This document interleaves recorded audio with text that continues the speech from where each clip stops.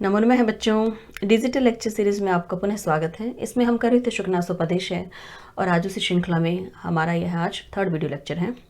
तो बच्चों, इसमें हम आज इस गद्य भाग में जानेंगे लक्ष्मी के स्वभाव और उसके दोषों के बारे में, जो वर्णन करें शुकनास मंत्री किससे कर रहे हैं? चंद्रापीठ से। तो आइए आरंभ करते हैं। देखिए यहाँ है न ही एवं विधम अपरम, साथ ही पदच्छेद करते चलेंगे। न ही एवं विधम और इसके बाद ये पद क्या दिया हुआ है? अपरम, अपरिचितम इह। यहाँ ये पद है अपरिचितम इह जगति किंचिद अस्ति यथेयम अनार्या। यहाँ इसका विग्रह क्या आ जाएगा? यथा इयम, साथ में क्या है बच्चों? ये अनार्या।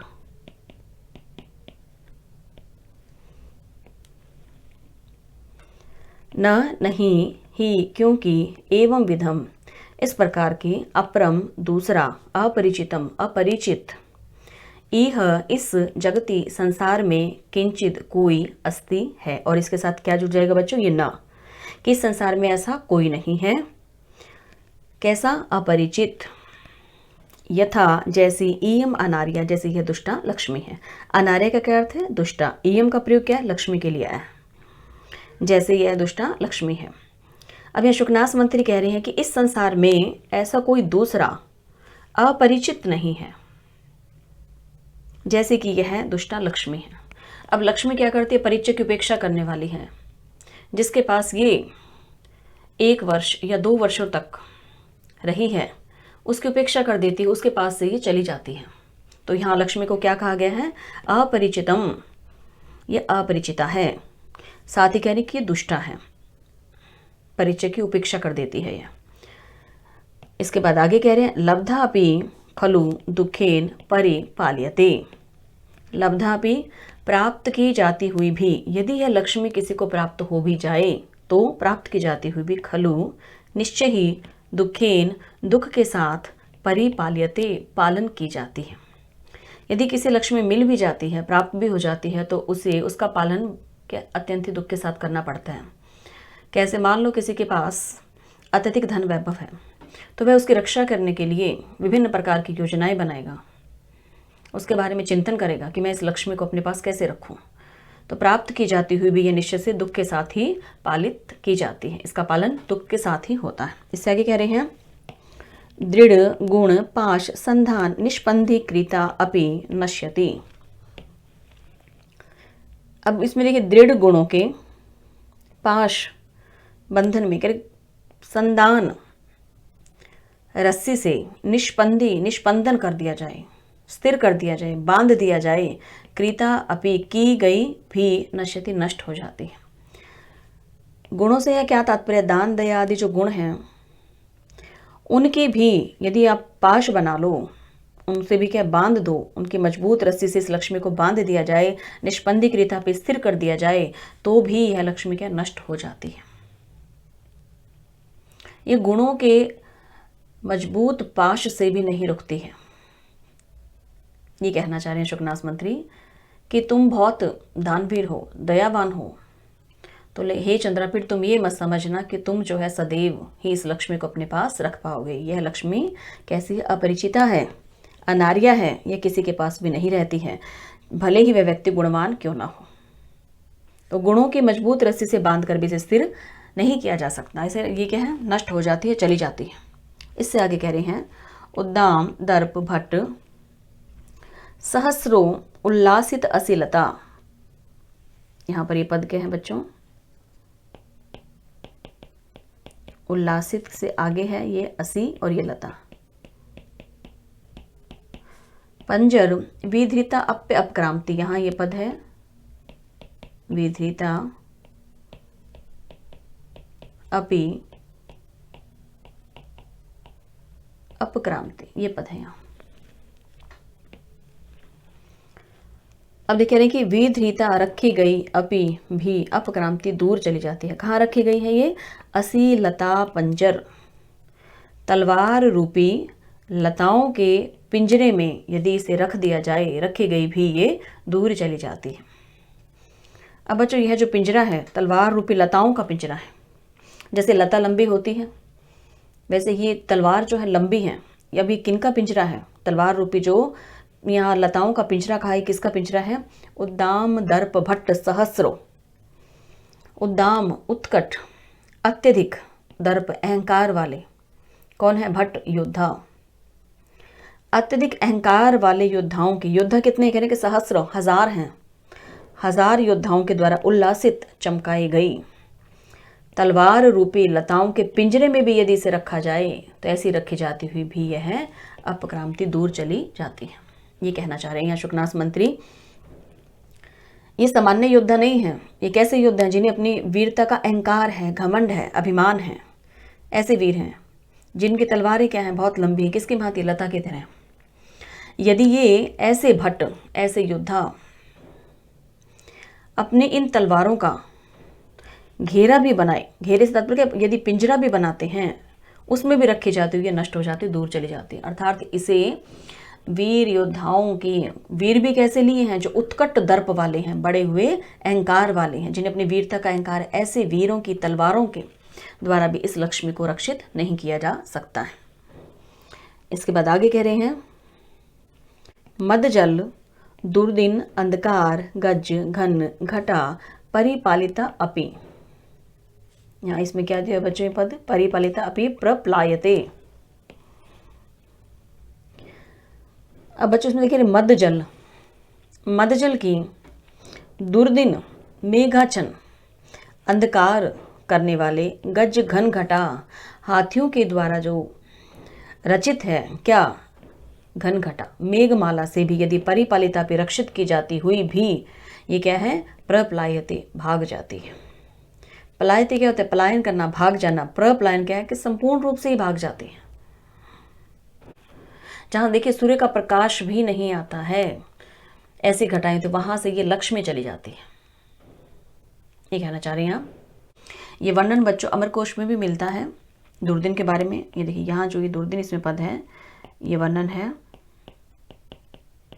अमरकोश में। क्या दिया हुआ है? मेघच्छन्ने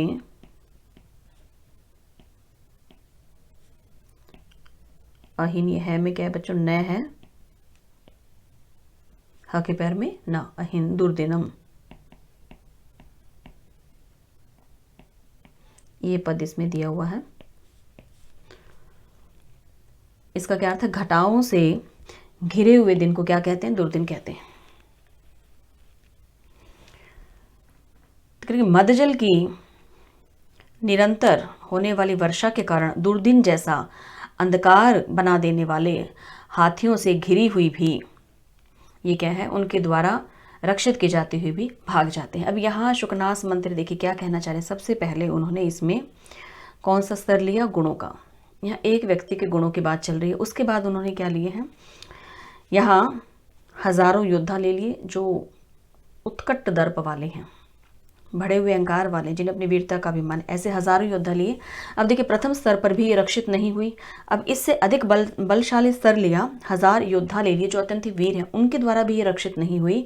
और इसके बाद उन हजारों योद्धाओं से भी ज़्यादा जो बलशाली हैं, कौन? ऐसे मदजल की वर्षा करने वाले ऐसे हाथी, उनके द्वारा भी ये लक्ष्मी रक्षित नहीं की जा सकती, जिनके मदजल की वर्षा से सूर्य का प्रकाश भी अंदर प्रवेश नहीं कर सकता उन घन घटाओं के अंदर से।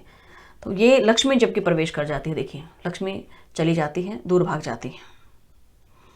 तो यहाँ शुकनास मंत्री कह रहे कि इतने अधिक बलशाली होने पर भी इन हाथियों के द्वारा जो अत्यंत बलशाली है, ये लक्ष्मी नहीं रुक पाई। तो फिर आप देखिए कि आपके द्वारा ये लक्ष्मी कैसे रक्षित होगी, आप इसे कैसे रोक पाएंगे। ये कहना चाह रहे वहां कि अत्यंत ही बलशाली है ये लक्ष्मी, कितना ही बल का प्रयोग क्यों ना कर लो, यह लक्ष्मी रुकती नहीं है। इससे आगे कह रहे हैं न परिचम रक्षति, और ये लक्ष्मी न परिचय की रक्षा करती है।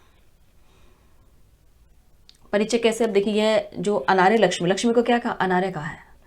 यह स्वजनों से संबंध का निर्वाह नहीं करती है, अर्थात किसी के साथ चिरकाल तक रही, उसके बाद भी यह उसे छोड़कर चली जाती है। तो ये न परिचम रक्षति, परिचय की रक्षा यह नहीं करती है, इसलिए तो बच्चों इसे अपरिचिता कहा गया है। अब इससे आगे कह रहे न अभिजनम इक्षते, ये पद क्या है यहाँ पर?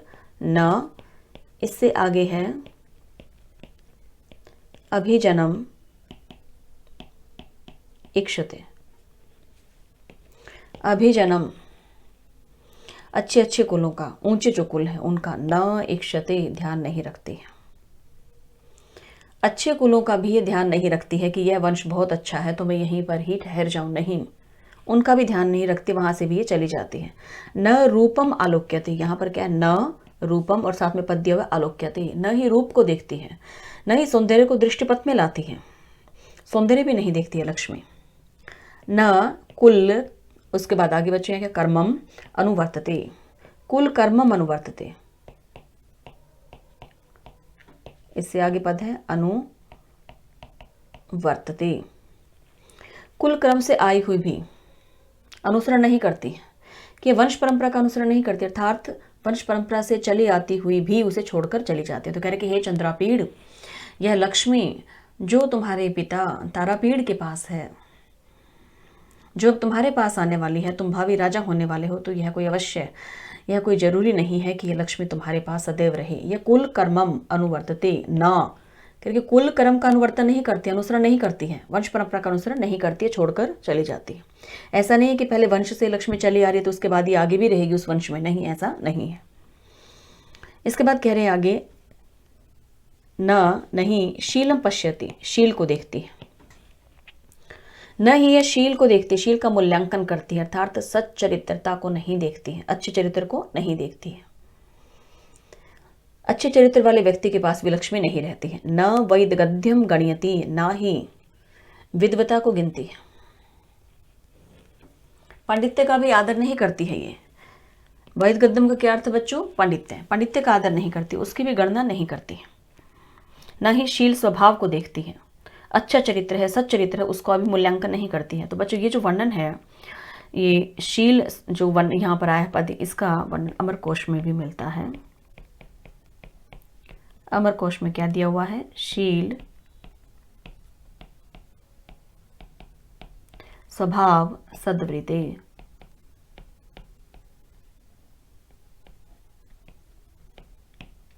इसका क्या अर्थ है बच्चों, शील शब्द का अर्थ स्वभाव और सदाचार है।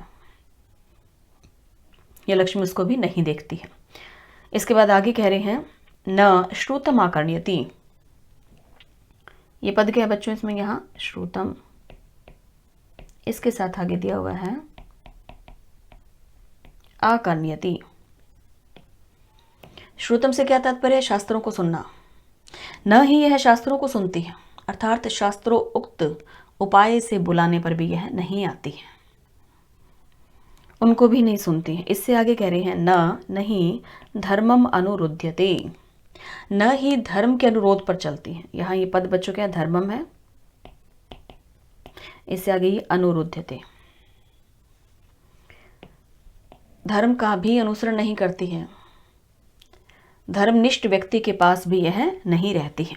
इससे आगे कह रहे हैं, न त्यागम आद्रियते, न ही त्यागी का आदर करती है, त्याग का आदर नहीं करती, अर्थात दानी व्यक्ति के पास ये नहीं रहती है। जो लक्ष्मी का त्याग करता है, जो दान दे रहा है, उसका भी ये आदर नहीं करती है। न विशेषज्ञताम विचार्यति, और ना ही यह किस पर विचार करती है, विशेषता पर।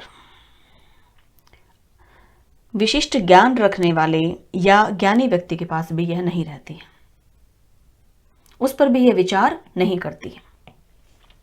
न आचारम पालयति, यहां पर यह पद के न साथ में दिया हुआ है आचारम पालयति, और न ही यह आचार का पालन करती है। आचारम से क्या तात्पर्य बच्चों, यहां पर शिष्टजनों के द्वारा ये सेवित नहीं होती है, शिष्ट जनों के द्वारा सेवित जो मार्ग हैं उन पर नहीं चलती हैं, सन्मार्ग पर चलने वालों के पास लक्ष्मी नहीं जाती है। जो अच्छा आचरण करने वाले हैं, जो सन्मार्ग पर चलने वाले हैं, उनके पास लक्ष्मी नहीं जाती है। इससे आगे कह रहे हैं, न सत्यम अवबुध्यते, यहां पर ये पद क्या है बच्चों, सत्यम, इससे आगे है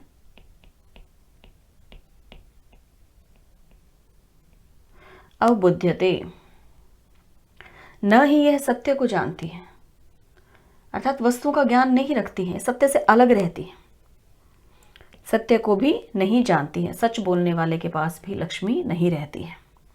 न लक्षणम प्रमाणी करोति, और न ही लक्षणों को प्रमाण मानती है। लक्षण कौन से बच्चों, यहाँ क्या कह रहे हैं कि जो लक्षण दिए हुए हैं सामुद्रिक शास्त्र में कहे हुए जो भाग्य के लक्षण हैं उनको भी सार्थक नहीं बनाती है। इस लक्षण जो ये पद है इसका वर्णन मिलता है सामुद्रिक शास्त्र में।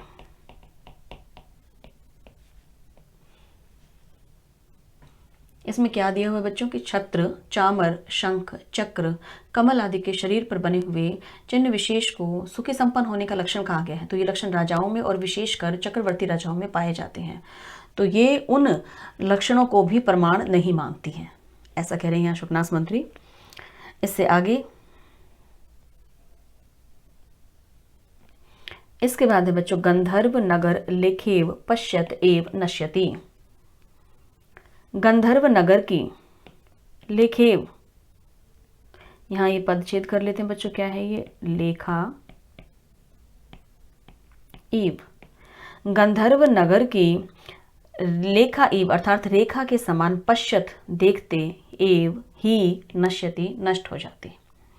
गंधर्व नगर की रेखा के समान देखते ही देखते नष्ट हो जाती है। अब बच्चों गंधर्व नगर क्या है, देखिए आकाश मंडल में कभी कभी दृष्टि भ्रम से नगर के रूप में दिखाई देने वाली रेखा पंक्ति को गंधर्व नगर कहा जाता है। यह मिथ्याभास है, कल्पित नगर है यह, और वृत्त संहिता में भी ऐसा उल्लेख मिलता है इसका।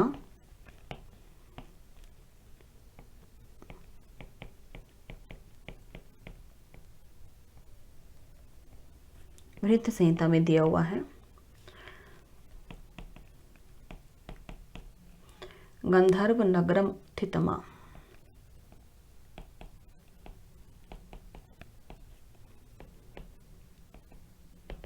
ये इसमें वर्णन मिलता है बच्चों। इसके अनुसार क्या है कि यह जो रेखा पंक्ति जो आकाश मंडल में दिखाई देती है, ये क्या, यहाँ साथ ही इसमें लिख देते हैं बच्चों क्या है, ये कल्पित नगर है।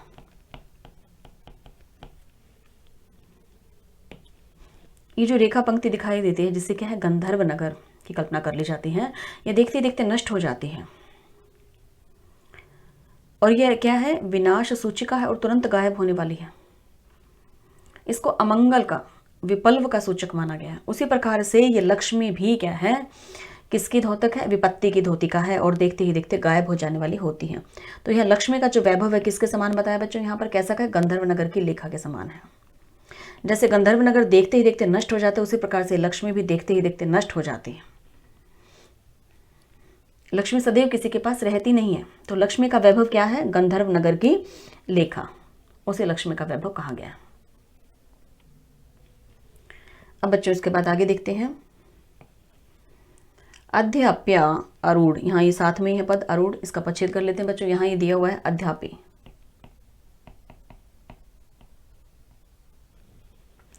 अध्यापी आज भी, इससे आगे पद है बच्चों ये अरूढ़। यहाँ आ इसमें मिला हुआ है, रूढ़ आगे लिखा हुआ है, तो ये पद क्या है, अरूढ़ है बच्चों ये। इसके बाद मंदर परिवर्त, साथ में दिया हुआ इसमें आवर्त, परिवर्ता आवृत, भ्रांति जनित संस्कारे परिभ्रमति, ये दिया हुआ है इसमें। अद्यापि आज भी, आरूढ़, मंदर, मंदर यहाँ पर बच्चों क्या नाम है, मंदराचल पर्वत का है। मंदराचल पर्वत के परिवर्तावृत घूमने से उत्पन्न भ्रांति जनित संस्कारेव, भ्रांति जनित जो संस्कार है, भ्रांति से जो उत्पन्न जो संस्कार हैं, ऐसे संस्कार वश मानो ये परिभ्रमति घूमती रहती है। आज भी ये घूमती रहती है कि मानो, यहाँ जो ये देखिए इसमें ईव जो पद का प्रयोग है, संस्कार ईव, यहाँ ईव आए इसमें बच्चों, ये क्या है, संस्कार ईव दिया हुआ है। मानो मंदराचल पर्वत के घूमने से उत्पन्न जो भंवर है, उससे, उसके साथ क्या, घूमने के संस्कार के कारण, उस भ्रांति से उत्पन्न संस्कार वश क्या है, ये अद्यापि आज भी परिभ्रमति घूमती है। कौन, लक्ष्मी। अब देखिए जब समुद्र मंथन हुआ था तो मंदराचल पर्वत के द्वारा किए गए मंथन से जो जनित भंवर के चक्कर से उत्पन्न जो भ्रमणशीलता नाम का जो संस्कार इस लक्ष्मी में युक्त हो गया, उसी के कारण बच्चों यह घूमती रहती, एक स्थान पर स्थिर नहीं होती। ऐसा करके मानो ऐसा लगता है। तो लक्ष्मी ने जो ये घूमने का संस्कार है ये कहाँ से लिया है? समुद्र मंथन के समय उत्पन्न जो भंवर का जो चक्कर है उससे बच्चों भ्रमणशीलता का संस्कार लक्ष्मी के अंदर आया है। मानो यह आज भी घूम रही है, एक स्थान पर स्थिर नहीं रहती है। इससे आगे कह रहे हैं कमलिनी संचरण व्यति कर लगन नलिन नाल कंटक शतेव। इससे आगे है क्वचिदपि निर्भरम आबध्नाति पदम। अभी पद एक साथ है, कमलिनी कमल वन में, संचरण घूमने वाली, व्यतिकर संपर्क में, लगन लगने से, नलिन नाल कमल नाल, कंटक कांटे, शतेव घायल हुए से। ये पद के बच्चों शता एव घायल हुई मानो, क्वचिद अपि कहीं पर भी, निर्भरम पूर्ण रूप से पूरी तरह से, पदम पैर को, आबदनाती क्या होता है बच्चों रखना। क्या कह रही है यहाँ? पूरी तरह से पैर नहीं रखती है। कौन? ये लक्ष्मी। अब कमल वन में विचरण करने वाली कौन है? लक्ष्मी है। अब कमल वन में जो विचरण कर रही है ऐसी ये जो लक्ष्मी है, कमल नाल के कांटे के चुभ जाने के कारण इसके क्या हो गया? मानो कमल नाल का कांटा चुभ गया है और उससे घायल हो गई है, और घायल होने के कारण कहीं पर भी अपना पूरा पैर नहीं रख पा रही है। अब जिसके कांटा लग जाता है वह अपना पूरा पैर नहीं रख पाता। वैसे लक्ष्मी किसी के घर में कांटे लगे हुए पैर ही रखती है, पूरा पैर नहीं रखती। मानो लक्ष्मी के पैर में कांटा लग गया है। शुकनास मंत्री कह रहे कि हे चंद्रापीठ, तुम ये मत सोचना कि लक्ष्मी तुम्हारे महल में भी पूरा पैर रखेगी, नहीं। भाव क्या है यहाँ शुकनास मंत्री का कि तुम लक्ष्मी के चक्कर में ज्यादा मत रहना, ये कहना चाह रहे हैं। यह लक्ष्मी किसी के भी भवन में, घर में पूरा पैर नहीं रखती है, मानो इसके पैर में कांटा लगा हो। और ये कांटा कहाँ से लगा है? कह रहे कि नलिन नाल कंटक, कमल नाल के कांटे से घायल हुई है ये। क्यों कहते? क्योंकि ये कमलिनी संचरण, ये क्या है? कमल वन में ही विचरण करती है लक्ष्मी, इसलिए ऐसी लक्ष्मी कहीं पर भी क्या है कि निर्भरम पदम आबदनाती, पूरा पैर नहीं रखती है, इसलिए पूरा पैर नहीं रखती है। इससे बाद आगे बच्चों क्या कह रहे हैं इसमें?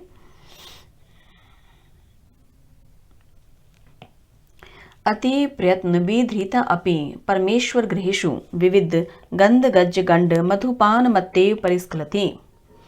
अब देखिए इसमें क्या करें? अति प्रयत्न, अत्यधिक प्रयत्न से, विधृता अपि रखी जाने पर भी, विधृता का क्या अर्थ है बच्चों? रखी गई, रखी जाने पर भी, परमेश्वर गृहेषु, परमेश्वर से यह तात्पर्य क्या? बड़े बड़े राजाओं के, गृहेषु घरों में, भवनों में, विविध गंध गज गंड मधुपान मत्तेव परिस्खलति, स्खलित हो जाती है, चली जाती है। अब यहां देखिए किसकी तरह कह रहे हैं, कैसे चली जाती है? विविध अनेक प्रकार के गंध, गजों के, हाथियों के, गंड स्थल से बहने वाले मधुपान, उस मद के पान से, मत्तेव मतवाली हुई, ये स्खलित हो जाती है, चली जाती है। अब बच्चों यहाँ पर ये जो पद आया गंध गज, इसका क्या अर्थ है? वह हाथी जिसके क्या है कि जिसमें मद झरता है, जो श्रेष्ठ महाबली हाथी है। और यहाँ बच्चों इसमें जो पद है मधु, इसका क्या अर्थ है? जो मद है, हाथियों का जो मद है, इसको ही यहाँ पर ये मधुपान कहा गया है, यही मदपान है बच्चों यहाँ। अब लक्ष्मी मानो जैसे मदिरा पान की हुई लड़खड़ाती है। इसे सरल तरीके से समझते, सबसे पहले देखिए कह रहे मधुपान मत्तेव, मधुपान किया हुआ कोई व्यक्ति है, जैसे वह लड़खड़ाता है, उसी तरह से लक्ष्मी ने भी मानो मदिरा पान किया हुआ, ये भी लड़खड़ाती है। मदिरा पान करके जैसे लोग क्या है घर से बाहर निकल जाते हैं, वैसे ही ये लक्ष्मी भी परमेश्वर के घरों से, बड़े बड़े राजाओं के घरों से भी बाहर निकल जाती है। अब ये मदिरा पान कैसा है लक्ष्मी का? विविध गंध गज गंड मधुपान है बच्चों ये। हाथियों का जो मद बहता है उसमें क्या है? विशेष प्रकार की गंध होती है, बहुत नशा होता है। तो मधुपान कौन सा कहा है यहाँ पर? ये मधुपान कौन सा है बच्चों? अनेक प्रकार के गंध से युक्त, जो गंध गज हैं, जो हाथी हैं, उनके गंड स्थल से बहने वाला जो मद होता है उसको पीकर मतवाली हो जाती है लक्ष्मी और चली जाती है। चाहे कितने ही प्रयत्न से रखो, करके अत्यधिक प्रयत्न से रखी गई है किसके, परमेश्वर के गृहों में, बड़े बड़े राजाओं के भवनों में रखी गई है, लेकिन उसके बाद भी ये स्खलित हो जाती है, निकल जाती है। इससे आगे कह रहे हैं पारुष्यम ईव, यहां पर ये पद क्या है, पारुष्यम है, साथ में दिया बच्चों ईव। अब इसके बाद आगे कह रहे, देखिए यहां इसके बाद पद आ रहा है इसमें शिक्षितुम, इससे पहले बच्चों उप और लगेगा, ये देखिए यहाँ ये इसमें ये उप दिया हुआ, यहाँ पर ये क्या है, उप शिक्षितुम, यहीं लिख देते हैं इस पद को, उप शिक्षितुम। और इससे पहले क्या पद आया है, पारुष्यम ईव, ये आपको एक साथ दिखाई दे जाएगा इसलिए यहीं लिख दिया है। इससे आगे असी धारासु निवसती, असी धारासु, तलवार की धाराओं में निवसती रहती है, कौन, ये लक्ष्मी, तलवार की धाराओं में निवास करती है लक्ष्मी। कहने कि पारुष्यम ईव उपशिक्षितुम, पारुष्यम का क्या अर्थ होता है बच्चों, कठोरता, कठोरता को सीखने के लिए मानो, उपशिक्षितुम का क्या अर्थ है, सीखने के लिए, क्या सीखती है, कठोरता, तो कठोरता को सीखने के लिए मानो ये लक्ष्मी असी धारासु, तलवार की धाराओं में निवास करती है। अब देखिए तलवार की, जो तलवार का स्वभाव होता है कैसा होता है, कठोर, क्रूर, तलवार ये नहीं देखती किसकी गर्दन है, किसका शीश है, अभी तो वह तो काट देती है। उसी प्रकार से लक्ष्मी भी क्रूर है, कठोर है। तो यहां क्या कहना चाह रहे हैं कि हे चंद्रापीड़, जिसकी भुजाओं में ताकत होगी यह लक्ष्मी उसी के पास ही जाएगी, जिसकी तलवार में ताकत होगी यह लक्ष्मी उसी के पास ही जाएगी। तो कहना चाह रहे हैं कि हे चंद्रापीड़, तुम्हारी तलवार में यदि ताकत होगी तभी यह लक्ष्मी तुम्हारे पास आएगी, क्योंकि यह लक्ष्मी कैसी है, यह तो तलवार की धाराओं में ही निवास करती है। जिस राजा की तलवार जितनी अधिक शक्तिशाली होगी उतना ही वह राजा क्या है, उसके पास क्या आ जाएगी, लक्ष्मी। तो कठोरता को सीखने के लिए मानो इस लक्ष्मी ने तलवार की धाराओं में निवास किया हुआ है, ऐसा कहना चाह रहे हैं।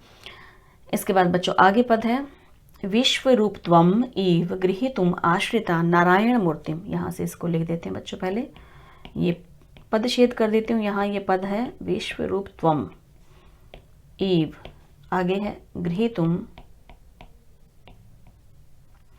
आश्रिता नारायण मूर्तिम।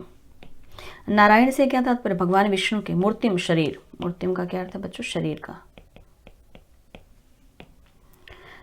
भगवान विष्णु के शरीर का आश्रिता, आश्रय लिया हुआ है किसने, लक्ष्मी ने। किस लिए कह रहे कि ईव मानो विश्व रूप त्वम, विश्व रूप तो को गृहीतुम, ग्रहण करने के लिए, विभिन्न प्रकार के रूप करने के लिए, अनेक प्रकार के जो रूप है लक्ष्मी के कहते हैं उनके लिए लक्ष्मी ने भगवान विष्णु के शरीर का आश्रय लिया हुआ है। अब भगवान विष्णु की पत्नी कौन है, लक्ष्मी। अब भगवान विष्णु का विश्व रूपतम है, तो उसे ग्रहण करने के लिए मानो इन्होंने जो है भगवान विष्णु को ही अपना सहारा, अपना क्या, उस मूर्ति का, उस शरीर का सहारा लिया, उस पर ही ये आश्रित है। भाव क्या यहाँ कि इस लक्ष्मी ने विश्व रूपत्व को ग्रहण करने के लिए नारायण मूर्ति भगवान विष्णु के शरीर का आश्रय लिया हुआ है, ये कहना चाह रहे हैं। इससे आगे है अप्रत्यय बहुला च दिवसांत कमलम इव समुपचित मूल दंड कोश मंडलम अपि मुंचति भूभुजम। अब यहाँ इसमें यह जो इसमें पद है बच्चों अप्रत्यय बहुला किसके लिए है, लक्ष्मी के लिए, स्त्रीलिंग है ये। अप्रत्यय बहुला कौन है, लक्ष्मी, लक्ष्मी के लिए है। तो इसका क्या अर्थ है, अत्यधिक अविश्वसनीय, अत्यधिक अविश्वास से युक्त कौन है, लक्ष्मी। अप्रत्यय का क्या अर्थ होता है बच्चों, अविश्वास, बहुला अत्यधिक। ये लक्ष्मी कैसी है, इससे पहले भी पद आया था अनार्य जैसे है, दुष्टा लक्ष्मी। यह कैसी है, अप्रत्यय बहुला है, अत्यधिक अविश्वसनीय ये लक्ष्मी। च और दिवसांत, ये पद क्या बच्चों, दिवस और अंत, दिन के अंत में, कमलम ईव कमल के समान, ये पद इसको अलग अलग करके लिख देते हैं बच्चों, ये पद है, पद छेद कर लेते हैं, कमलम ईव कमल के समान। अब देखिए बच्चों यहां कमल के उदाहरण से समझा रहे हैं कि ये जो लक्ष्मी है यह अविश्वास से युक्त है, अत्यधिक अविश्वास वाली है, इसका विश्वास नहीं करना चाहिए। यह भूभुजम राजा को, इसका क्या अर्थ है? राजा, राजा को मुंचती छोड़ देती है। राजा कैसा है? समुपचित मूल दंड कोश मंडलमपि, ऐसे राजा को छोड़ देती है। राजा के पास क्या देखिए? समुपचित अर्थात सम्यक प्रकार से वृद्धि को प्राप्त है। क्या? मूल दंड, उसकी सैन्य दंड शक्ति, और साथ ही कह रहे उसका कोश, उसका खजाना, और मंडलम अपि, और राज्य, राज्य वाले, अपि भी, भूभुजम राजा को मुंचती छोड़ देती है। लक्ष्मी छोड़ देती है, उस राजा को भी छोड़ देती है जिस राजा के पास क्या है? सम्यक प्रकार से वृद्धि को प्राप्त सैन्य है, दंड शक्ति है, कोश है, खजाना है, और साथ में मंडलम अपि, राज्य भी हैं। ऐसे राजा को भी लक्ष्मी छोड़ देती है। किसकी भांति बताया बच्चों? दिवसांत कमलमेव, दिन के अंत के समय कमल के समान। अब देखिए, सायंकालीन कमल मुरझा जाता है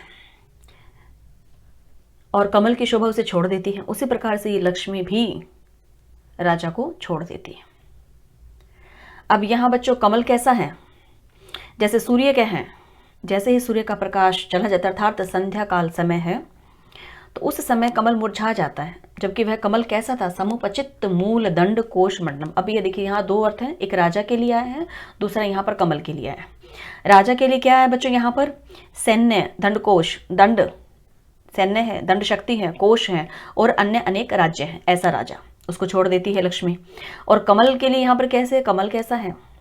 जो पूर्णतः विकसित है, मूल वाला है, जड़ से, जड़ से क्या? मूल भी है उसका, जड़ भी है उसकी, साथ में दंड है, नाल दंड भी है उसकी, और उसका कोश भी है, साथ ही उसका क्या है? पारिमंडले भी है। इन सबसे युक्त होते हुए भी, इन सबसे युक्त अपने आश्रय कमल को सायंकाल को छोड़कर चले जाते। कौन? ये जो सूर्य का जो प्रकाश है, सूर्य चला जाता है तो कमल फिर क्या है बच्चों? मुरझा जाता है। जबकि कमल कैसा था? मूल दंड कोश मंडल से युक्त था, ऐसा कमल था, उसको भी छोड़ दिया सूर्य ने। उसी प्रकार से ये लक्ष्मी भी जो सैन्य, दंड शक्ति, कोश और अधिक चाहे राज्य हों, ऐसे राजा को भी लक्ष्मी छोड़ जाती है। तो लक्ष्मी कैसी कही है? अप्रत्या बहुला है, ऐसी लक्ष्मी छोड़ देती है। तो कह रहे कि हे चंद्रापीड़, तुम्हें भी यह लक्ष्मी छोड़कर जा सकती है। ये लक्ष्मी बता दिया, जब मूल दंड और कोश मंडल सब कुछ होते हुए भी ऐसे राजा को छोड़ देती है, तो इस लक्ष्मी के चक्कर में तुम ज्यादा मत रहना, ये कहना चाह रहे हैं यहाँ। इससे आगे है बच्चों, इससे आगे पद आ रहा है लतेव। यह पद क्या है? लतेव है, लता एव विटपकान अध्यारोहति।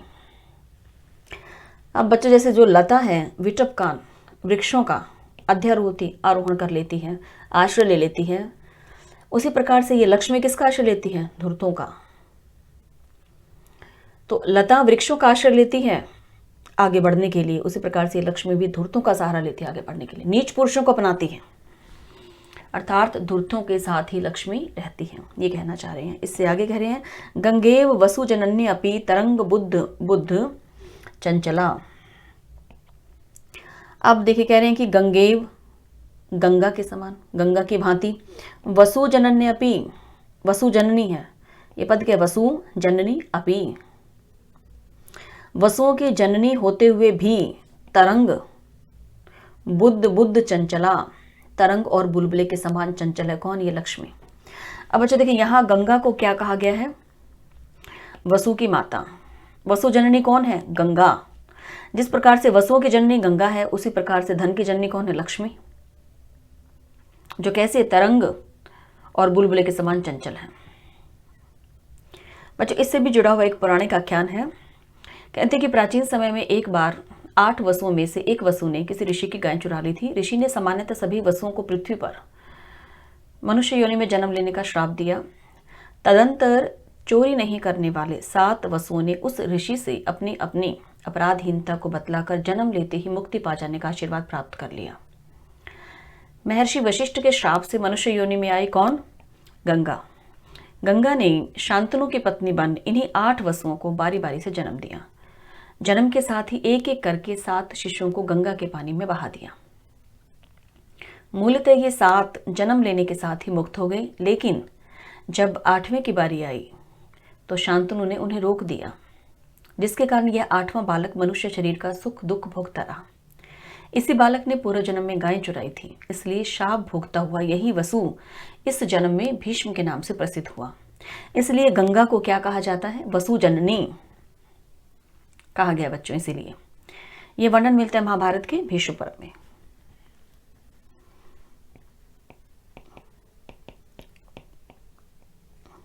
महाभारत में ये भीष्म पर्व में बच्चों उसमें वर्णन मिलता है।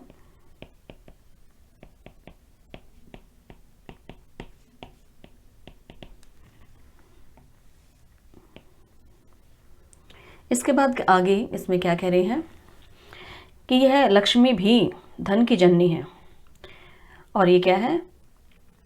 तरंग और बुलबुले के समान चंचल है। धन की जननी होते हुए भी चंचल है बच्चों, ये कह रहे हैं। इससे आगे है दिवसकर गतिरीव।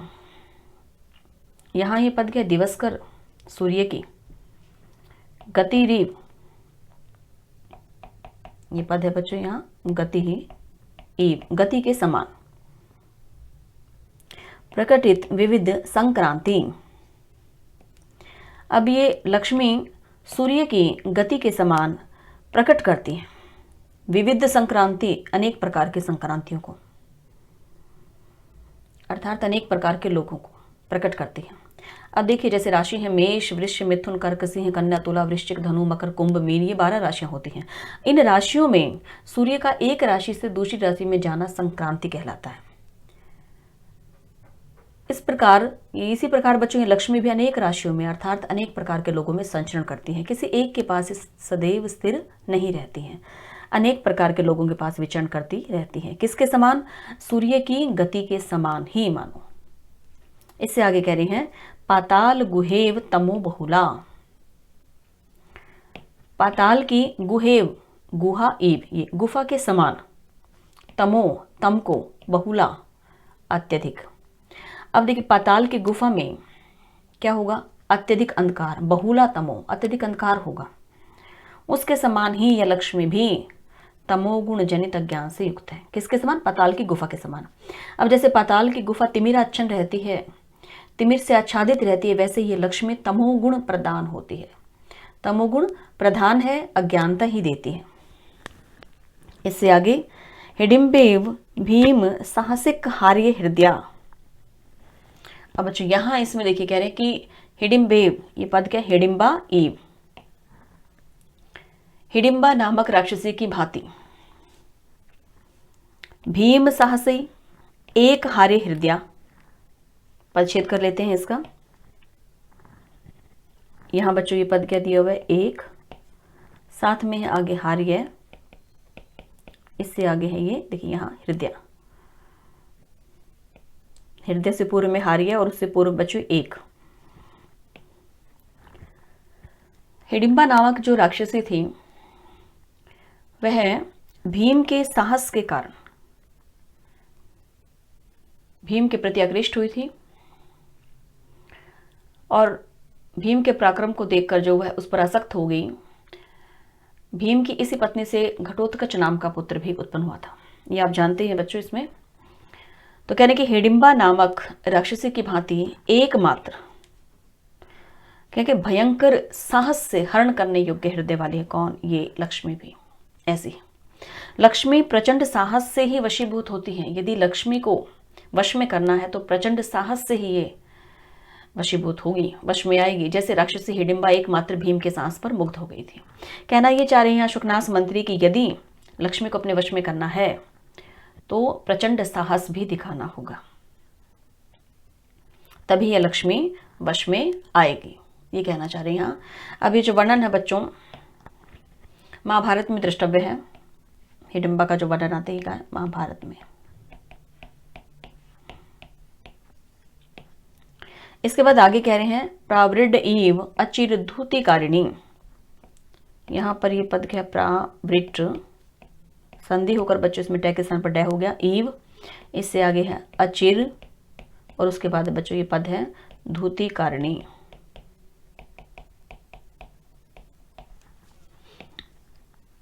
प्रावृट ईव, वर्षा के समान, वर्षा ऋतु के समान क्या कह रहे हैं कि अचिर, चिर क्या होता है, चिरकाल तक, बहुत समय तक, अचिर जो क्षण भर के लिए हो।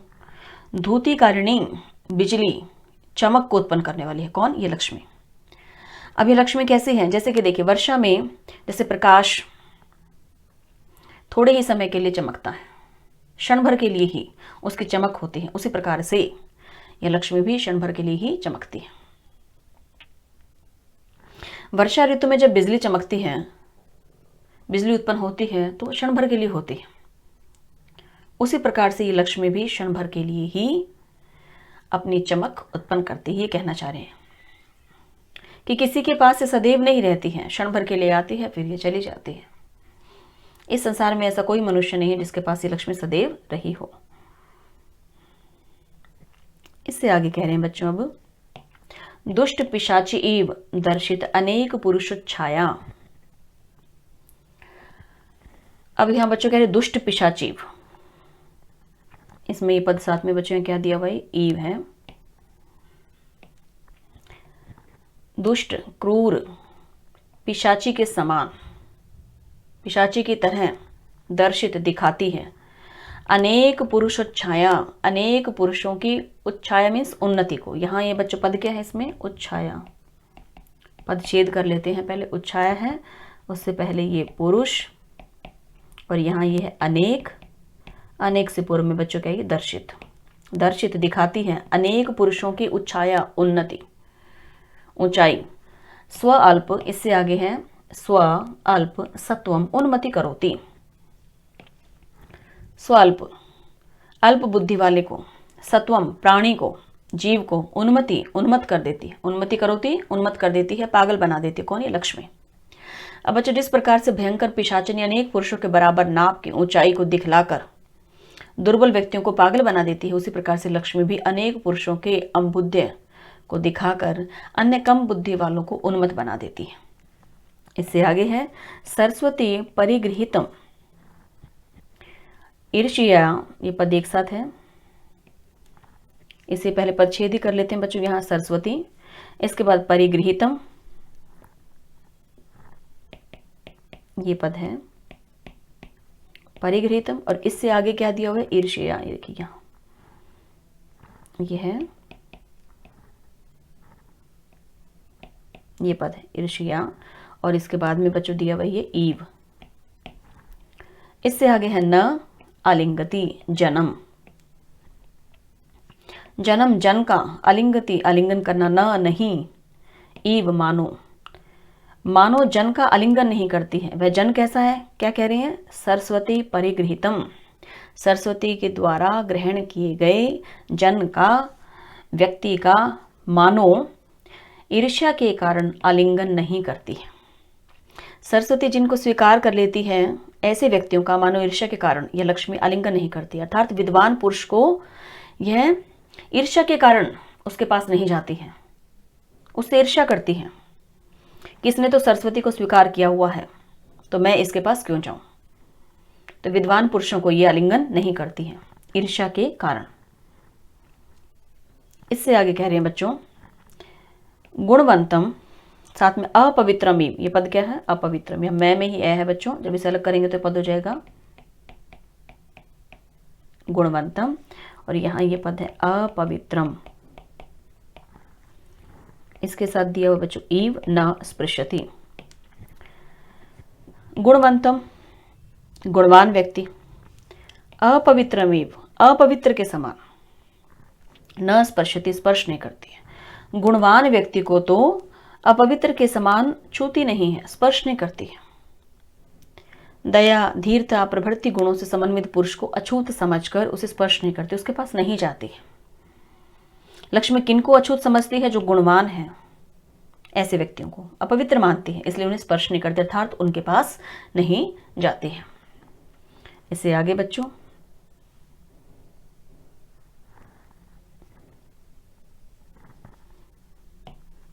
इसके बाद आगे है उदार सत्वम अमंगलम।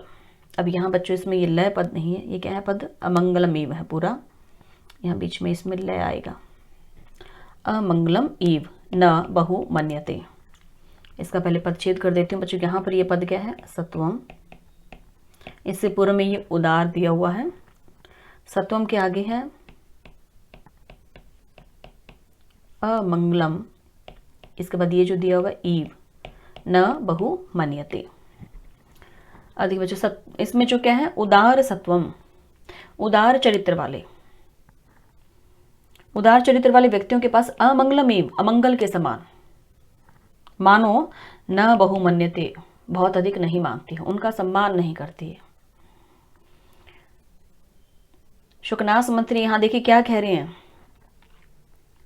कि जो सरस्वती युक्त हैं उनके पास भी लक्ष्मी नहीं जाती है, गुणवान जो पुरुष है उनके पास भी लक्ष्मी नहीं जाती है, उदार सत्व वाले हैं जो उनके पास भी लक्ष्मी नहीं जाती है। ये लक्ष्मी उनके पास यदि जाती है तो अल्प मात्रा में जाती है। कहना ये चाह रहे कि अमंगल के समान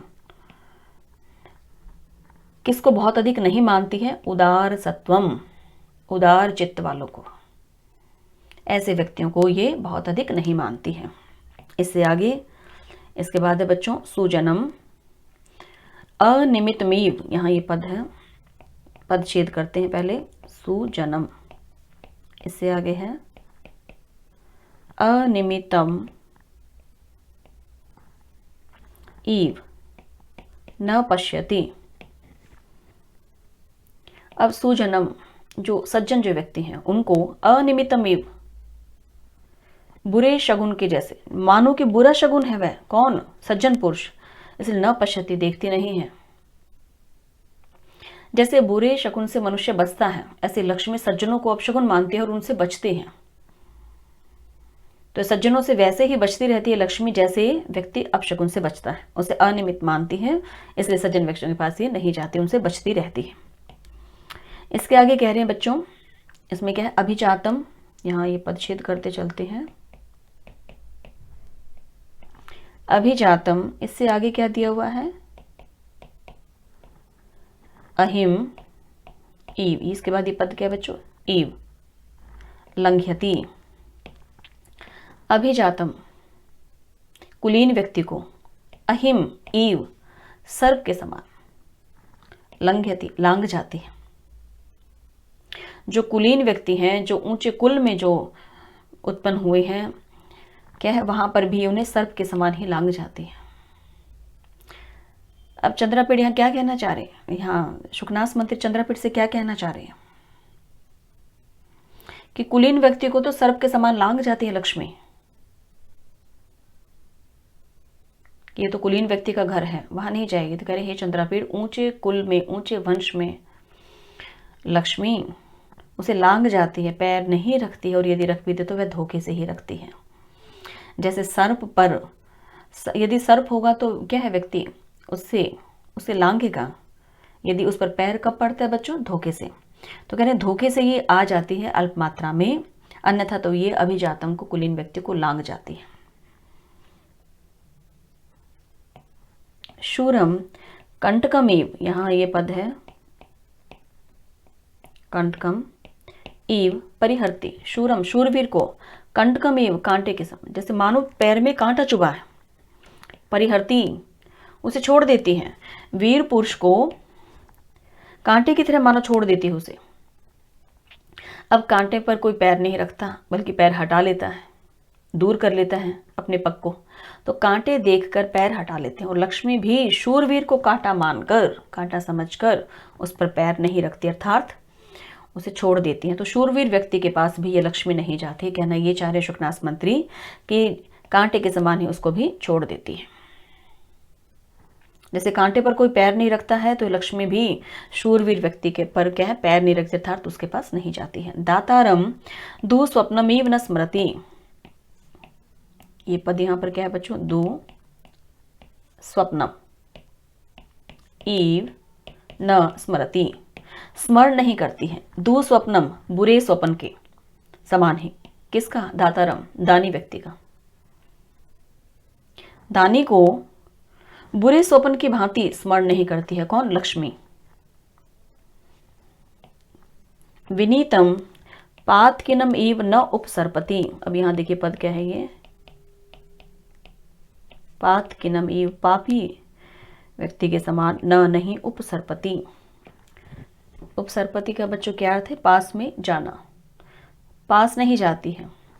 जो विनम्र जो लोग हैं, जो विनीत हैं, उन लोगों को पातकिनम ईव, पापी समझकर उनके पास न उपसर्पति नहीं जाती है। विनयशील व्यक्तियों के पास तो लक्ष्मी जाती ही नहीं है। उन्हें क्या समझती है? तो कोई पापी है।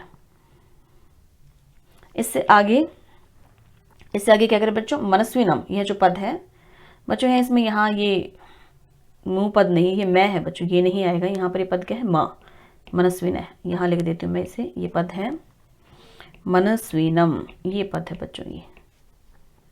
तो इसमें नीचे ये जो ऊ की मात्रा दी हुई है, ह्रस्व ऊ की, ये नहीं आएगी। पद क्या है? मनस्विनम। यहाँ तक है बच्चों मनस्विनम। इससे आगे है उन्मत्तम, इसके बाद ईव, और आगे दिया हुआ है उपहस्ते, यह है बच्चों। मनस्वी व्यक्ति का उन्मत्तम ईव, पागल के समान, पागल की भांति उपहास करते हैं। मनस्वी व्यक्ति को क्या समझती है? तो कोई पागल है और उसका उपहास करते हैं। अर्थात मनस्वी व्यक्ति के पास भी ये लक्ष्मी नहीं जाती है। इससे आगे अब बच्चों इसके बाद देखिए, अब यहाँ कह रहे हैं परस्पर, यहाँ पद है परस्पर विरुद्धम च इंद्रजालम इव दर्शयन्ति प्रकटयति जगति निजम चरितम। परस्पर आपस में विरुद्ध स्वभाव है, च और इंद्रजालम इव, इंद्रजाल के समान ही, दर्शयन्ति दिखाती हुई, प्रकटयति प्रकट करती है, जगति संसार में, निजम चरितम अपने चरित्र को। अब ये लक्ष्मी क्या है? मानो इंद्रजाल का प्रदर्शन करती है, इंद्रजाल दिखाती हुई, जगति संसार में, क्या? अपने, निजम मीन्स अपने, परस्पर विरुद्धम, परस्पर विरुद्ध, चरितम चरित्र को ही प्रकटयति प्रकट करती है। कि लक्ष्मी कैसी है? जो इंद्रजाल का प्रदर्शन करती है, इंद्रजाल दिखाती है इस संसार में, और अपने कैसे चरित्र को प्रकट कर रही है? जो परस्पर विरुद्ध स्वभाव वाला है, परस्पर विरोधी चरित्र को ही प्रकट करती है। बच्चों यहां पर ये जो पद है इंद्रजाल, इसे जादू का खेल भी कहते हैं। अमर कोश में इसका वर्णन मिलता है। किसका? इंद्रजाल, ये पद है, यहां तक दिया हुआ बच्चों। अमर कोश में देखिए क्या लिखा है इसके बारे में।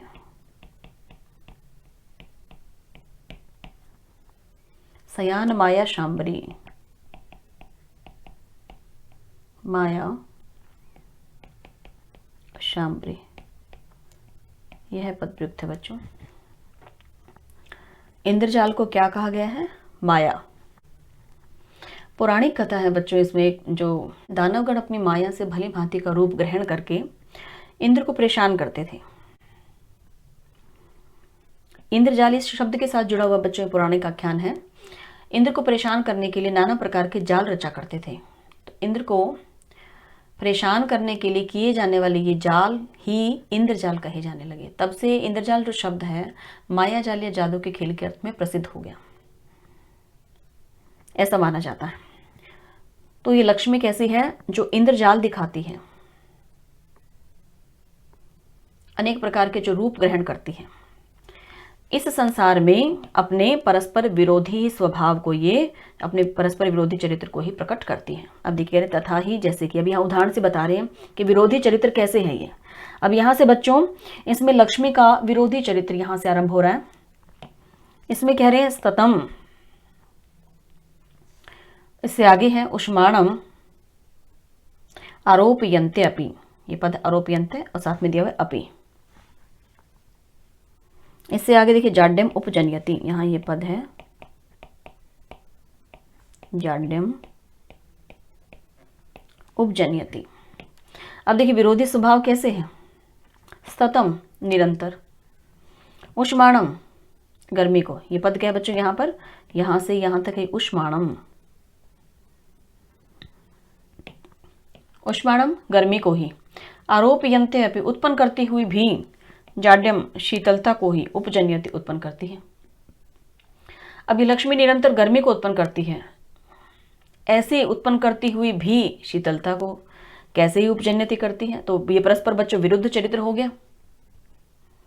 अर्थात इसका अर्थ क्या है कि मनुष्य में अहंकार उत्पन्न करके, गर्मी उत्पन्न करके उसे जाड्यम का क्या अर्थ है, विवेक शून्य कर देती है। उचित अनुचित का ज्ञान नहीं रहता मनुष्य में जब उसके पास लक्ष्मी आ जाती है। तो ये कैसा चरित्र हो गया, विरुद्ध। तो इस संसार में अपना विरुद्ध चरित्र दिखाती है ऐसे। इससे आगे, इसके बाद आगे कह रहे हैं बच्चों, उन्नतिम आदधाना अपि नीच स्वभावताम आविष्करोति। इसके बाद आगे का पद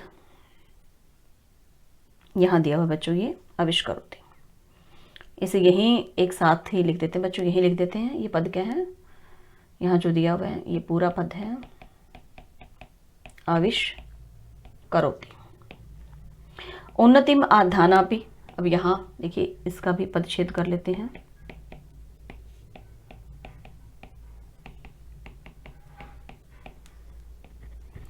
उन्नति को धारण करती हुई भी नीच स्वभाव को ही ये आविष्करोति प्रकट करती है। अब उन्नति को धारण करती, जिस मनुष्य के पास धन आ जाएगा, लक्ष्मी आ जाएगी, वह उन्नति तो करेगा। तो उन्नति करते हुए भी ये नीच स्वभाव को प्रकट करती है। अब कैसे, देखिए मनुष्य को धनोन्नत करके कुत्सित स्वभाव का बना देती है। लक्ष्मी आएगी, उन्नति तो होगी, साथ में स्वभाव कैसा हो जाएगा, नीच स्वभाव होता जाएगा। पर होना क्या चाहिए, यदि उन्नति हो रही है मनुष्य की तो उसके स्वभाव में भी तो उन्नति होनी चाहिए, लेकिन यह स्वभाव में उन्नति नहीं होती है, स्वभाव कैसा हो जाता है, नीच। इसलिए लक्ष्मी का कैसा चरित्र है, यह परस्पर विरोधी। इसके बाद बच्चों इसमें आगे देखिए, तोय राशि संभवापि तृष्णाम संवर्धयति। तोय राशि, जल राशि से संभवापि उत्पन्न हुई भी तृष्णाम, तृष्णा को ही, प्यास को ही, लालच को ही संवर्धयति बढ़ाती है। कौन, यह लक्ष्मी। लक्ष्मी कहाँ से उत्पन्न हुई, तोय राशि से है। समुद्र मंथन के समय उत्पन्न हुई है लक्ष्मी, तो जल की राशि से उत्पन्न है। तो ऐसे जल राशि से उत्पन्न होते हुए भी, संभव का क्या अर्थ बच्चों, उत्पन्न होते हुए भी किसका संवर्धन करती है, किसको बढ़ाती है, धन की अभिलाषा को, प्यास को ही बढ़ाती है। इससे आगे कह रहे हैं, ईश्वरताम दधाना अपि अशिव प्रकृतित्वम आतनोति। यहां पहले इसका पदच्छेद कर लेते हैं बच्चों। यहां पर ये अंत में पद क्या है, ये दिया हुआ है आतनोति, और इससे पूर्व में ये है अशिव, साथ में है प्रकृतित्वम। इससे पहले है ये अशिव। ईश्वरताम दधानापि, ईश्वरत्व को धारण करती हुई भी, शिवत्व को धारण करती हुई भी, कल्याण को धारण करती हुई भी, अशिव प्रकृतित्वम आतनोति, अशिव स्वभाव का ही ये विस्तार करती है। आतनोति विस्तार करती है। अब लोगों को प्रभुता संपन्न करके दूसरे को पीड़ा पहुंचाने के कारण इसे अमंगल स्वभाव का बच्चों ये विस्तार ही करती है। व्यक्ति क्या है, इससे प्रभुता संपन्न हो जाता है लेकिन दूसरे को फिर पीड़ा पहुंचाता है, तो स्वभाव कैसा हो गया, अमंगल। ईश्वरताम दधाना भी कैसे है, ईश्वरता को धारण कैसे है, ईश्वरता को धारण किए भगवान विष्णु की पत्नी है, देवत्व भाव वाली है। ईश्वरता धारण करते हुए कैसे, किस अमंगल प्रकृति का ही, जो किस प्रकार का स्वभाव करती है, अमंगल स्वभाव का ही विस्तार करती है। इससे आगे कह रहे हैं बच्चों, इसमें बलोपच्यम आहार्यन्ते अपि लघीमानम आपाद्यति। यहां पर ये पद क्या है, बलोपचयम, इसके आगे है आहर्नते अपि। यहां दे दिया बच्चों पद लघी मानम आपाद्यति, ये पद है। अब बच्चों बलोपचम क्या होता है, बल की वृद्धि करती हुई। आहार्यन्ते अपि है, बल की वृद्धि करती हुई भी। लघी मानम, हल्कापन ही आपाद्यति उत्पन्न करती है। अब जिसके पास लक्ष्मी आ जाती है उसके बल की वृद्धि हो जाती है, लेकिन हल्कापन कैसे आता है, बल की वृद्धि देखिए, सबसे पहले बल की वृद्धि देखते हैं, सेना की वृद्धि हो जाती है। जैसे धन ज्यादा आता है, लक्ष्मी ज्यादा आती है तो सेना में वृद्धि होती है। पर स्वभाव कैसा हो जाता है, लघिमानम, स्वभाव को ये हल्का बना देती है, कृपण बना देती है, अकिंचन बना देती है। किसको? स्वभाव को। तो विरोधी चरित्र को ही प्रकट कर रही है लक्ष्मी यहाँ। एक तरफ तो सेना की वृद्धि कर रही है, लेकिन स्वभाव में कैसे? उसमें हल्कापन आ जाता है, लघुता आ जाती है। इसके बाद आगे कह रहे अमृत सहोदरा अपि कटु विपाका, अमृत की सहोदरा होते हुए भी कटु विपाका, कड़वे विपाक वाली है, रस वाली है। अब बच्चों यहाँ अमृत की सहोदर क्यों कहा गया है? समुद्र मंथन के समय अमृत भी तो निकला था, इसलिए अमृत की सहोदरा कहा गया। किसको? लक्ष्मी को। ये यहाँ सहोदरा है और इसके बाद में ये पद इसमें दिया हुआ है अपि, अपि है इसमें। तो ये अमृत की सहोदरा होने पर भी कड़वे रस वाली है, अर्थात परिणाम में दुखदायिनी है। परिणाम हमेशा ही दुख देने वाला है इस लक्ष्मी का। इससे आगे कह रहे हैं विग्रहवत्ते अपि अप्रत्यक्ष दर्शना, विग्रहवत्ते अपि अप्रत्यक्ष दर्शना, शरीर धारणी होने पर भी, विग्रह से यहाँ क्या अर्थ है? शरीरधारी।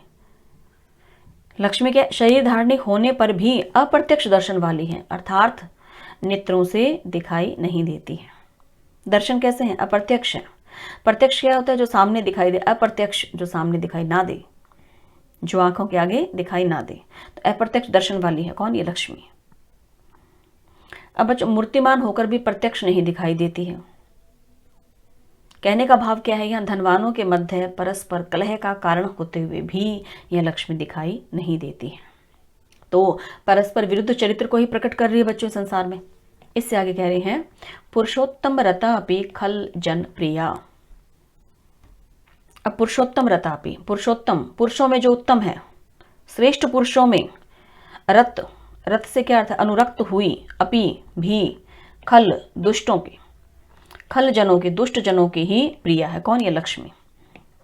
अब पुरुषोत्तम यहाँ पर किसके लिए बच्चों? भगवान विष्णु के लिए है। भगवान विष्णु की सहगामिनी होकर भी, भगवान विष्णु में अनुरक्त होकर भी यह दुष्टों को ही चाहती है, अर्थात दुष्ट व्यक्तियों के पास ही लक्ष्मी सबसे अधिक जाती है।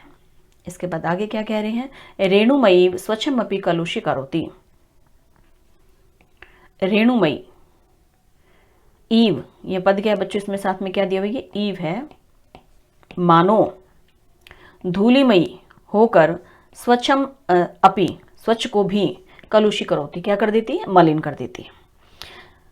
मानो धूलिमयी होकर, रेणुमयी होकर स्वच्छ को भी मलिन कर देती है। कहने का भाव क्या है बच्चों यहाँ? कि रजोगुण की प्रधानता के कारण यह लक्ष्मी राग द्वेष आदि से मुक्त पुरुष को भी राग द्वेष आदि से युक्त कर देती है। स्वच्छम से क्या तात्पर्य यहाँ? ऐसा पुरुष जो राग द्वेष आदि से दूर है, मुक्त है, उसको भी ये लक्ष्मी कलुषी करोती, राग आदि से युक्त कर देती है, द्वेष आदि से युक्त कर देती है। क्यों? क्योंकि बच्चों इसमें क्या है? रजोगुण की प्रधानता के कारण। रेणुमय से यहाँ क्या अर्थ है? धूलिमयी होकर, अर्थात रजोगुण की प्रधानता के कारण यह लक्ष्मी ऐसे पुरुष को जो स्वच्छ है, जो राग द्वेष आदि से दूर है, उसको भी ये कलुषी करोती, अर्थात उसमें भी ये राग और द्वेष से युक्त उसे, उस पुरुष को बना देती। ये कहना चाह रहे हैं, कलुष कर देती है, उसे मलिन कर देती है। लक्ष्मी को देख करके है बच्चों लालच आ जाता है, आसक्ति बढ़ जाती है, द्वेष बढ़ जाता है, ये कहना चाह रहे हैं यहाँ। तो बच्चों यहाँ शुकनास मंत्री ने लक्ष्मी के दोषों से अवगत कराया किसे? चंद्रापेड़ को। साथ ही ये बताया कि यह लक्ष्मी किसी के पास भी सदैव नहीं रहती है। तो हे चंद्रापेड़, तुम इस लक्ष्मी के चक्कर में ज्यादा मत रहना, ये कहना चाह रहे हैं। लक्ष्मी अपरिचिता है, अनार्या है, ये कह रहे हैं। तो बच्चों अब हम यहीं तक इसमें आज करेंगे। अब इसके व्याकरण की दृष्टि से और देख लेते हैं। यहाँ देखिए, इसमें परस्पर विरुद्ध चरित्र को ही प्रकट कर रही है लक्ष्मी यहाँ। तो यहाँ बच्चों श्लिष्ट विरोधाभास के सुंदर योजना है, विरोधाभास अलंकार है यहाँ। ये यहाँ तक है बच्चों, कलुषी करोती तक। और ये आरंभ कहाँ से है?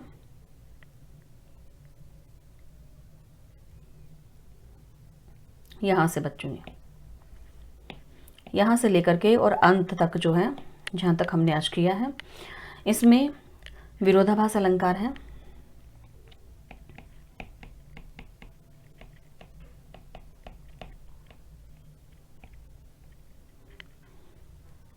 ये यही लिख देते हैं बच्चों, श्लिष्ट विरोधाभास की सुंदर योजना।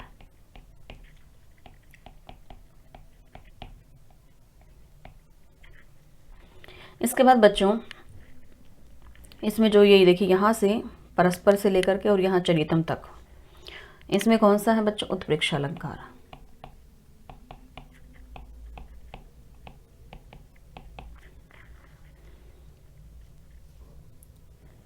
अब इसमें बच्चों और देखते हैं यहाँ,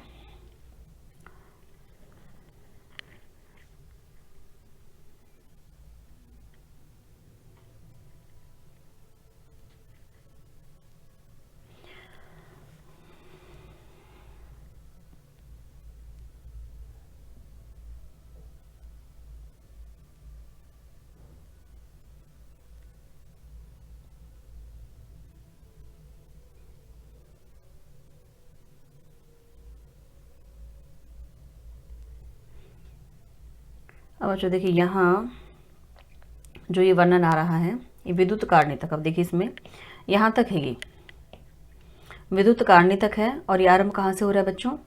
इसमें है यहाँ से दिवसांत कमल, यहाँ से देखिए आप इसको ले लीजिए, ये जो हमने गद्य भाग किया है ये यहाँ से अप्रत्यय बहुला च दिवसांत, तो यहाँ से ये आरंभ है, यहाँ से शुरू हो गया बच्चों। और ये कहाँ तक है?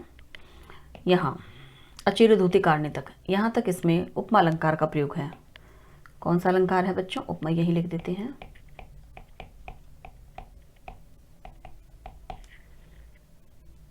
उपमा अलंकार का प्रयोग है बच्चों इसमें।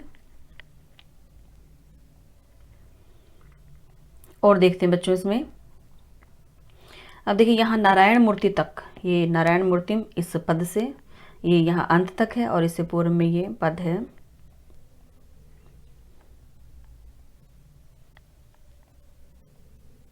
बच्चों यहाँ से लेकर के इसमें उत्प्रेक्षा अलंकार है। कौन सा अलंकार है बच्चों? उत्प्रेक्षा।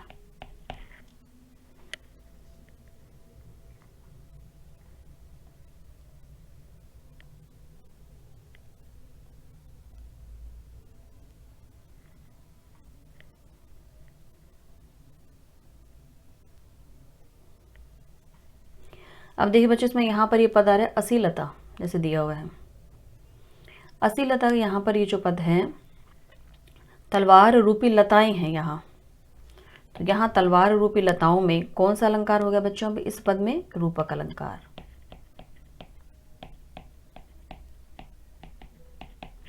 रूपक अलंकार का प्रयोग है बच्चों यहाँ पर। अब इसमें और देखते देखिए नश्यति जो पद आया है यहाँ पर क्या? नश धातु है, जमा तिप, लकार कौन सी है बच्चों? ये लट लकार है और इसमें प्रथम पुरुष एक वचन का प्रयोग है।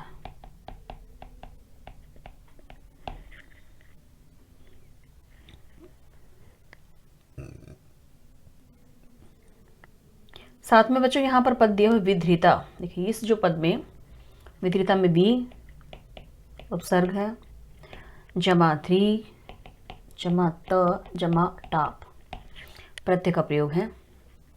और साथ ही देखिए यहाँ ये पद है परिपालितापी से लेकर के प्रपाल्य तक, यहाँ तक इसमें अनुप्रास अलंकार है।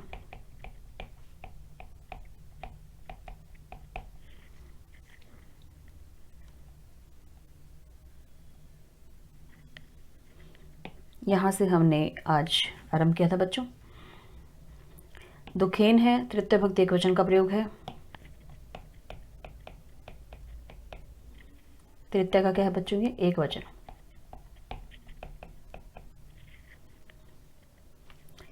अनार्या, ये जो इयम अनार्या पद है बच्चों ये किसके लिए है? ये तो आप जानते हैं लक्ष्मी के लिए है अनार्या। ये अनार्या किसका विशेषण है? लक्ष्मी का। लक्ष्मी कैसी है? दुष्टा, तो लक्ष्मी का विशेषण है बच्चों ये।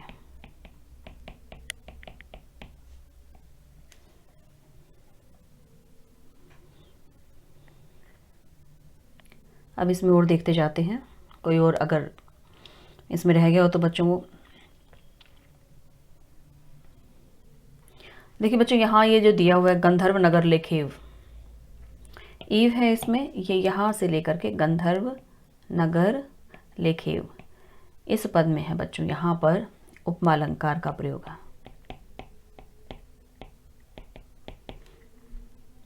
साथ ही बच्चों यहाँ इसमें षष्ठी तत्पुरुष समास भी है।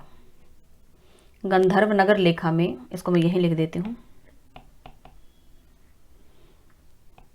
ये पद क्या है? गंधर्व नगर लेखा। विग्रह क्या है? गंधर्व नगरस्य लेखा। ये हो गया षष्ठी तत्पुरुष समास। पश्चात में बच्चों यहाँ जो पश्चात दिया हुआ इसमें दृश्य धातु है। दृश्य जमा क्षत्रे जमा गस।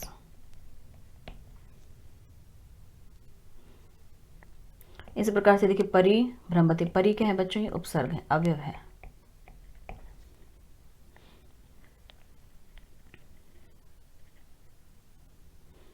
साथ में देखिए बच्चों यहाँ ये जो पद है,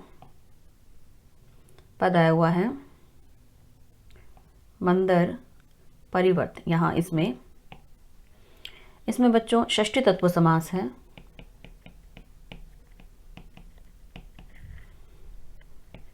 विग्रह क्या है? मंद्रस्य परिवर्ता। ये है बच्चों इसमें। इसके आगे देखिए पद है कमलिनी। इसका यहीं लिख देते हैं। ये है कमल जमा इनी जमा गीश, स्त्री प्रत्यय है।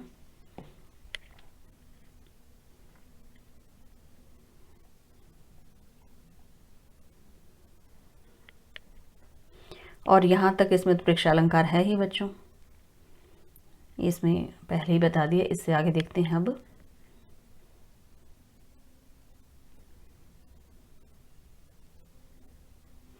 अब इसमें बच्चों यहाँ ये पद आ रहा है मूल दंड कोश मंडलम। ये पद है, ये यहाँ से लेकर के बच्चों और ये मंडलम तक है। इसमें द्वंद्व समास है।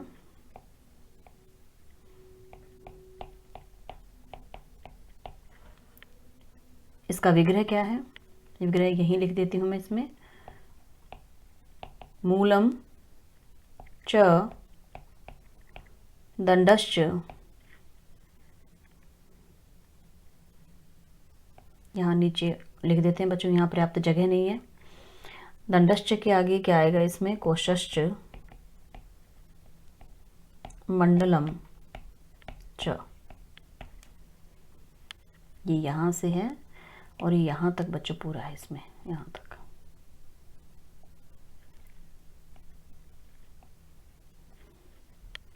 समास है इसमें द्वंद्व।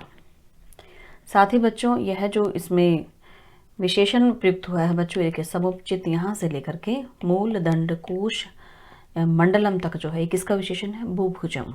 भूभुजम का विशेषण है। इसका क्या अर्थ है? राजा। तो ये विशेषण आ गया।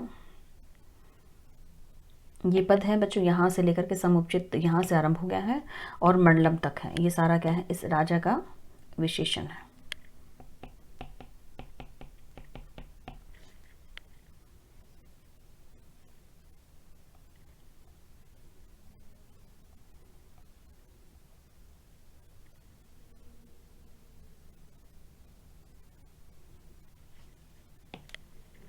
स्पर्शति में देखिए बच्चों लट लकार प्रथम पुरुष एक वचन का प्रयोग है। स्पर्शति में भी लट लकार प्रथम पुरुष एक वचन का प्रयोग है।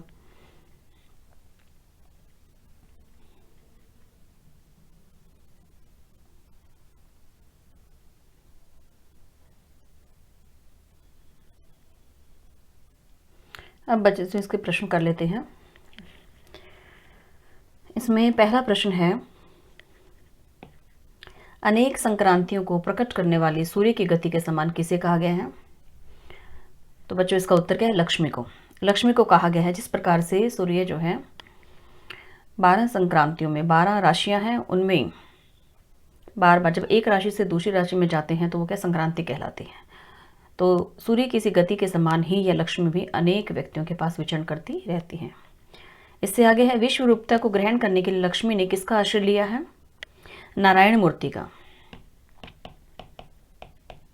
नारायण मूर्ति अर्थात भगवान विष्णु के शरीर का आश्रय लिया हुआ है। इससे आगे है, किस पुरुष को यह लक्ष्मी अपवित्र के समान स्पर्श नहीं करती? गुणवान पुरुष को।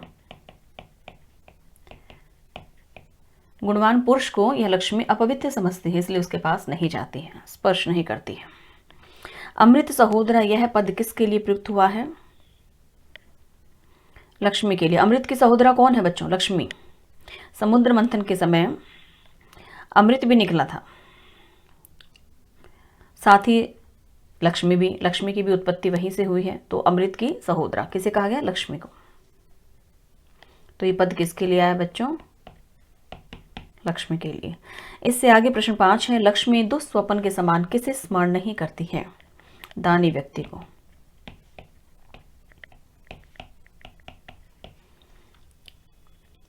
इससे आगे है, इंद्रजाल दर्शाती हुई लक्ष्मी कैसे चरित्र को प्रकट करती है? परस्पर विरोधी चरित्र को। परस्पर विरोधी चरित्र को। तोय राशि से उत्पन्न हुई भी यह लक्ष्मी किसका संवर्धन करती है? तृष्णा का, प्यास का। तृष्णा का संवर्धन करती है। कुलीन व्यक्ति को किसके समान लांघ जाती है? सर्प के समान।